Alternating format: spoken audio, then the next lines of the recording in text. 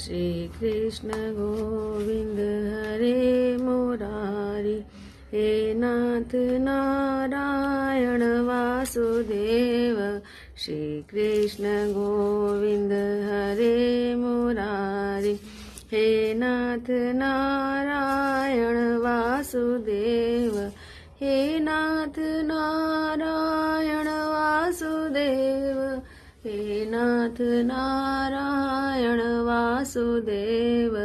हे नाथ नारायण वासुदेव।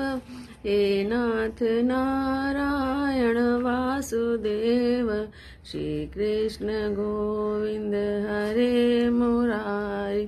हे नाथ नारायण वासुदेव। हरे कृष्ण कृष्ण कृष्ण हरे हरे, हरे राम राम राम हरे हरे। हरे कृष्ण कृष्ण कृष्ण हरे हरे, हरे राम राम हरे हरे। हरे कृष्ण कृष्ण कृष्ण हरे हरे, हरे राम हरे राम हरे हरे। श्री कृष्ण गोविंद हरे मुरारी। हे नाथ नारायण वासुदेव। बोलो राधे राधे कृष्णा, बोलो राधे राधे कृष्ण, बोलो राधे राधे कृष्णा, बोलो राधे राधे कृष्ण, बोलो राधे राधे कृष्णा, बोलो राधे राधे कृष्ण, बोलो राधे राधे कृष्णा, बोलो राधे राधे कृष्ण, बोलो राधे राधे कृष्णा, बोलो राधे राधे कृष्ण, बोलो राधे राधे कृष्णा, बोलो राधे राधे कृष्णा। बोलो श्री कृष्णचंद्र भगवान की जय। माघ मास महात्म, चौथा अध्याय। वशिष्ठ जी बोले, हे राजन, जब भृगु जी अपनी तपस्या में लीन थे तो विद्याधरों का एक दंपति उनके पास पहुंचा। वे बहुत दुखी थे और भृगु जी को अपनी कथा सुनाने आए थे। उन्होंने मुनि को श्रद्धापूर्वक प्रणाम किया और कहा, हे मुनिदेव, इस दिव्य देह को पाकर भी हम दोनों बहुत दुखी हैं। मेरी भार्या परम सुंदरी और नृत्य और संगीत में प्रवीण है। यह वीणा बजाने में दक्ष है। इसके वीणा वादन की महर्षि नारद ने भी प्रशंसा की है। संगीत के ज्ञाता इंद्र भी इससे प्रभावित है। भगवान महादेव भी इसकी संगीत विद्या से प्रसन्न है।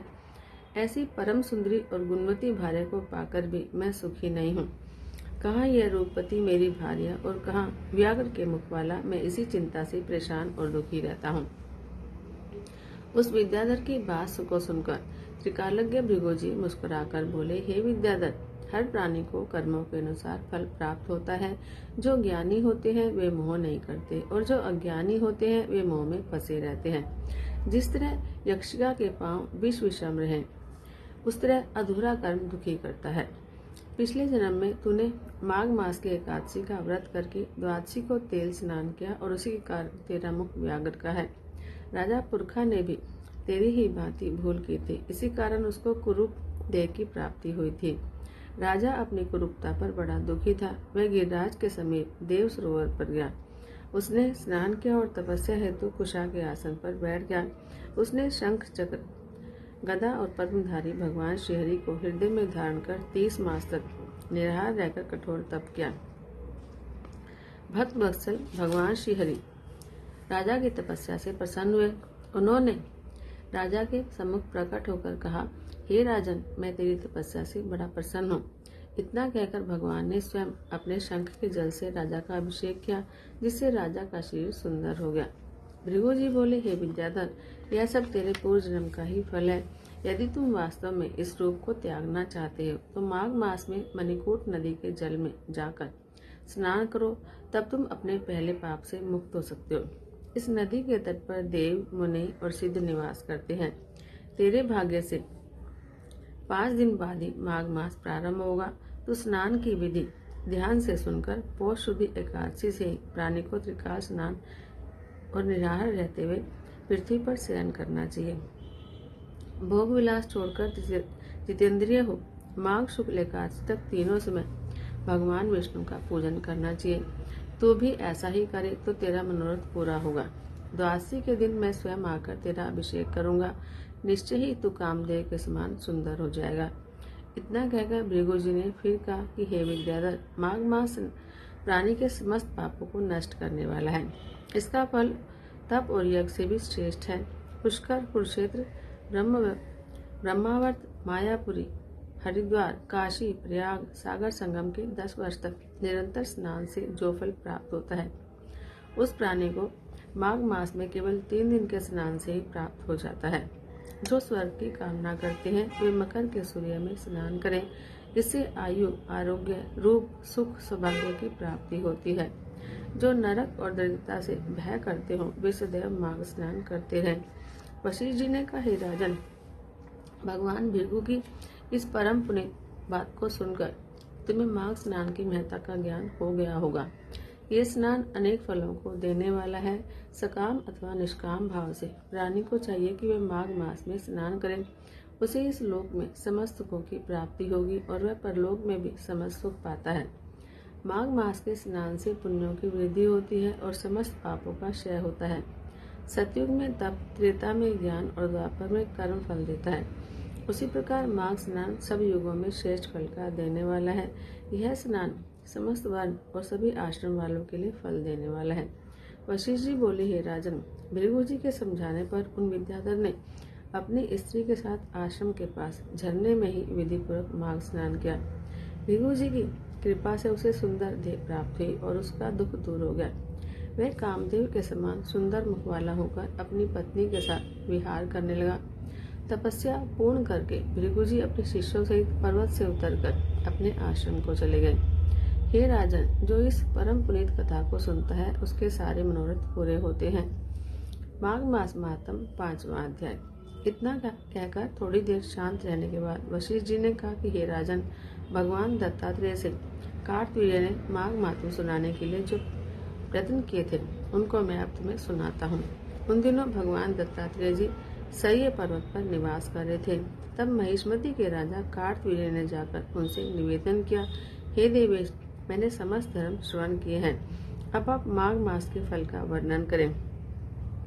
दत्तात्रेय जी बोले, हे राजन, मैं तुम्हें वह इतिहास सुनाता हूँ जो ब्रह्मा जी ने नारद को सुनाया था।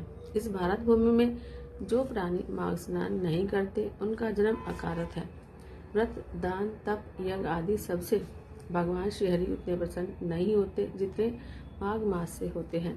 जैसे सूर्य के सामने कोई तेज नहीं टिकता, वैसे ही माघ स्नान के सामने कोई अन्य कर्म नहीं टिकता।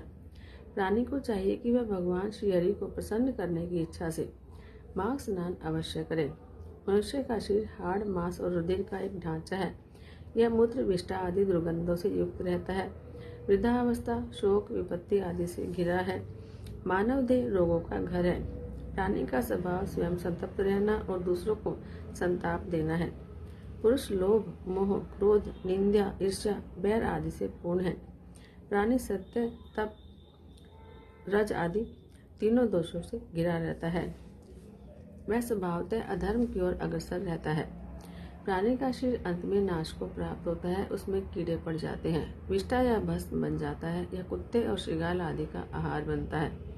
इस प्रकार का मानव शरीर पाने वाला जीव यदि माघ स्नान न करे तो उसका शरीर धारण करना ही व्यर्थ है। माघ स्नान से प्राणी के समस्त संचित पाप नष्ट हो जाते हैं। ब्राह्मण होकर भी जो विष्णु भगवान से प्रेम नहीं करता वह उसी प्रकार नष्ट होता है जैसे अयोग्य को श्राद्ध, ब्राह्मण बिन क्षेत्र, आचार रहित कुल नष्ट होते हैं। कपट से भरा धर्म, क्रोध के द्वारा तपस्या, कृत संकल्प न होने के कारण ज्ञान, अभिमान से सुनी हुई कथा नष्ट होती है। गुरु पर अविश्वास करने वाला ब्रह्मचारी और मंद अग्नि में डाली गई आहुति, अकेले किया गया स्वादिष्ट भोजन स्वतः नष्ट होते हैं। कन्या बेचकर और कंजूसी द्वारा संचित धन शुद्ध और दरिद्री का यज्ञ नष्ट करते हैं। उसका जिसका अभ्यास छूट गया हो वह विद्या सदा झगड़ा करने वाला राजा रोजी कमाने से उद्देश्य से की गई तीर्थ यात्रा और व्रत स्वतः नष्ट हो जाते हैं। चुगली और झूठी वाणी, संशय, मंत्र जाप, व्याकुल चित्त से किया गया जप नष्ट है। वेद पाठ रहित मूर्ख को किया गया दान, नास्तिक का परलोक, श्रद्धा रहित किया गया धर्म कार्य व्यर्थ होता है। निर्धनता के कारण जिस प्रकार प्राणी इस लोक में समस्त सुख और वैभवों से वंचित रहता है उसी प्रकार हे राजन, बिना माघ स्नान के प्राणी का जीवन और देह धारण करना व्यर्थ जानो। जो प्राणी मकर के सूर्य में उदय के समय स्नान नहीं करता, उसकी मुक्ति नहीं होती, उसके पाप नष्ट नहीं हो सकते। गो और ब्राह्मण की हत्या करने वाला, स्वर्ण का हरण करने वाला, मदिरा पीने वाला, गुरु की भार्या से संभोग करने वाला, परिस्त्रीगामी आदि 5 प्रकार के महान पापी तक माघ स्नान के द्वारा मुक्ति पा जाते हैं। उनके ये महापाप स्वतः नष्ट हो जाते हैं। माघ मास के समय जल में उतरते समय प्राणी के पाप कंपायमान हो जाते हैं। जल कहता है, मैं समस्त पापों को नष्ट कर दूंगा। जब प्राणी माघ स्नान कर लेता है तो उसके पाप नष्ट हो जाते हैं। समस्त पाप नष्ट हो जाने के कारण वह निर्मल हो जाता है। माघ स्नान प्राणी के पापों को इस प्रकार जला देता है जैसे अग्नि ईंधन को जला देती है। हे राजन, ज्ञान, अज्ञान और प्रमोद से किए गए सभी पाप उसी तरह नष्ट हो जाते हैं जैसे सूर्य के प्रकाश से अंधकार। माघ स्नान श्रेष्ठ फल देने वाला है। जिस प्रकार विष्णु भक्ति में सभी प्राणियों का अधिकार समान है, उसी प्रकार माघ स्नान के लिए भी सभी अधिकार है। इसी कारण इसे श्रेष्ठ पाप नाशक, उत्तम मंत्र और परम तप कहा गया है। प्राणी को पूर्व जन्मों के अभ्यास द्वारा ही माघ स्नान की शुद्धि आती है। जिस प्रकार अनेकों जन्म के अभ्यास द्वारा आध्यात्मिक ज्ञान प्राप्त होता है, ज्ञान से बुद्धि उपजती है। माघ स्नान की महिमा अक्षय है, वह पवित्र जनों को भी पवित्र करता है। जो प्राणी इस स्नान को नहीं करते हैं, वे सुख संपदा से वंचित रहते हैं, उनको संसार के सुख प्राप्त नहीं होते। हे राजन, इस परम प्रभावशाली माघ स्नान की प्राचीन कथा सुनो। कांजिका नामक की एक ब्राह्मणी भृगु वंश में हुई, वह बाल विधवा हो गई। तब उसने कठोर तप किया। विंध्याचल पर्वत पर रेवा और कपिल के संगम स्नान पर भगवान श्री हरि की आराधना का व्रत धारण करके वहां बैठ गई। उसने अपने समस्त इंद्रियों को जीत लिया। क्रोध को नष्ट कर वह एकांकी रहकर अल्प भाषणी हुई। उसने तपस्याओं के द्वारा शरीर को सुखाना शुरू कर दिया। देवताओं को प्रसन्न करने के लिए यज्ञ किए, ब्राह्मण को यथाशक्ति दान दिया। वह आहार हेतु खेतों में से अन्न चुनती और समस्त व्रतों को नियम पूर्वक धारण करती थी। नर्मदा के पावन तट पर वह पुण्य मास बिताती थी। उस सुशील तपस्विनी ने बड़े धैर्य और संतोष के साथ माघ स्नान किए। हे राजन, काल चक्र के प्रभाव में पड़कर उस ब्राह्मणी ने उसी तीर्थ स्थान पर अपनी तापस देह त्याग दी। मृत्यु के बाद माघ स्नान के प्रभाव से वह भगवान श्रीहरि के बैकुंठ धाम को गई। वहाँ 4000 वर्ष तक सुख भोगती रही। उसके बाद ब्राह्मण जी ने सुंद और उपसुंद नामक महाबली दैत्यों का नाश करने के लिए उस ब्राह्मणी को तिलोत्तमा के रूप में पुनः अवतरित किया। अपने पूर्व पुण्यों के प्रभावों से ही वह परम रूपवती हुई। वह समस्त ब्राह्मण में परम सुंदरी थी। उसे देखकर देवता तक मोहित हो गए थे। वह समस्त अप्सराओं में भी श्रेष्ठ थी। उसके सृजन सारे भगवान ब्रह्मा जी भी उसके रूप को देखकर आश्चर्यचकित रह गए। उन्होंने प्रसन्न होकर उसे आज्ञा दी, हे मृगलोचने, शीघ्र ही इन दोनों महापराक्रमी दैत्यों का जाकर संहार करो। प्रभु की आज्ञा मानकर वह हाथ में वीणा धारण किए ब्रह्मलोक में पुष्कर क्षेत्र में पहुंची।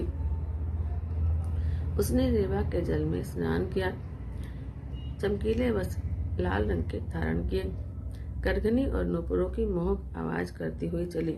उसने गले में मोतियों की माला और कानों में लटकने वाले कुंडल पहने। तादवी के फूल चोटी में गूंथे। अशोक वृक्ष के नीचे बैठकर उसने वीणा बजाकर मधुर लय में गाना शुरू किया।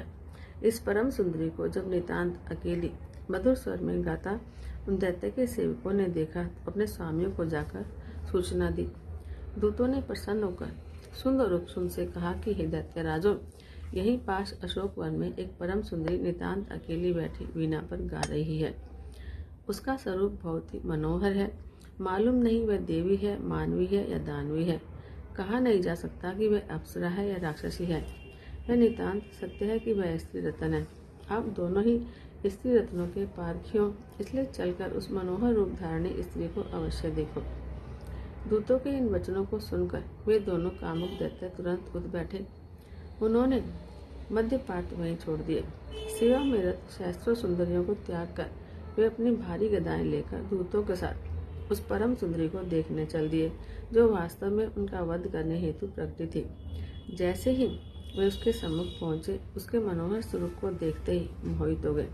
उसके रूप, सौंदर्य, श्रृंगार और कटाक्ष ने उन दोनों के हृदय में कामाग्नि भड़का दी। वे दोनों मस्त हाथी की तरह उसके सामने जाकर खड़े हो गए। दोनों ही मद्य पिए हुए थे और दोनों ही उस स्त्री के ऊपर आसक्त थे। इस प्रकार आपस में ही लड़ बैठे। सुंद ने कहा, हे भाई, अब तू इस स्थान को त्याग कर चला जा। यह मृगलोचनी अब मेरी पत्नी होकर रहेगी। उपसुंद बोला, नहीं, ऐसा नहीं हो सकता। इसे तो मैं अपनी पत्नी बनाऊंगा। इसके लिए दोनों आपस में लड़ने लगे। दोनों अपनी गदाओं से एक दूसरे पर प्रहार करने लगे। काल की गति से वे दोनों महापराक्रमी दैत्य आपस में द्वंद्व करते हुए मारे गए। दैत्य को मरा जानकर उसके साथी भागने लगे और देवता प्रसन्न होकर जय जयकार करने लगे और अपना कार्य पूर्ण हुआ देखकर तिलोत्तमा सभी दिशाओं को अपने दिव्य प्रकाश से आलोकित करती हुई सीधी ब्रह्मलोक को चली गई। हे राजन, तिलोत्तमा को सकुशल आया देखकर ब्रह्मा जी ने संतुष्ट होकर वरदान देते हुए कहा कि हे चंद्रबदनी, मैंने तुमको सूर्य के रथ पर स्थान दिया। जब तक आकाश में सूर्य है तब तक तुम नाना प्रकार के भोगों को भोगो। इस प्रकार वह ब्राह्मणी आज तक सूर्य लोक में दिव्य भोग प्राप्त करती माघ स्नान का फल प्राप्त कर रही है। हे राजन, यदि प्राणी परम गति और दिव्य भोगों की इच्छा करता है तो उसे मकर संक्रांति में स्नान करना चाहिए। माघ स्नान से उत्तम फलदायक और कोई नहीं है। इसके द्वारा प्राणी के समस्त पाप नष्ट हो जाते हैं और अनेक यज्ञों से भी कई गुना फल प्राप्त होता है। अंत में प्राणी मोक्ष को पाता है। बोलो श्री कृष्णचंद्र भगवान की जय। ओम जय गंगे माता मैया, जय गंगे माता। जो गुरर तुमको ध्याता, जो कोई तुमको ध्याता, मन वांछित फल पाता। ओम जय गंगे माता। चंद्र सी जोत तुम्हारी, जल निर्मल आता, मैया जल निर्मल आता।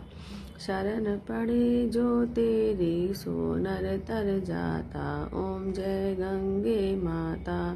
पुत्र सगर के तारे, सब जग को ज्ञाता, मैया सब जग को ज्ञाता।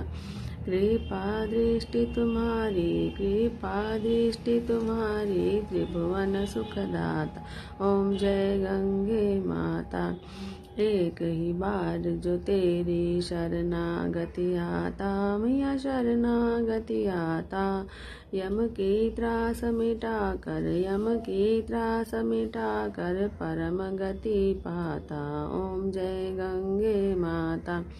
आरती मात तुम्हारी, जो कोई नित्य गाता, मैया प्रेम सहित गाता। दास वही सहज में, दास वही सहज में, मुक्ति को पात। ओम जय गंगे माता। बोलो गंगा महारानी की जय। बोलो श्री कृष्णचंद्र भगवान की जय।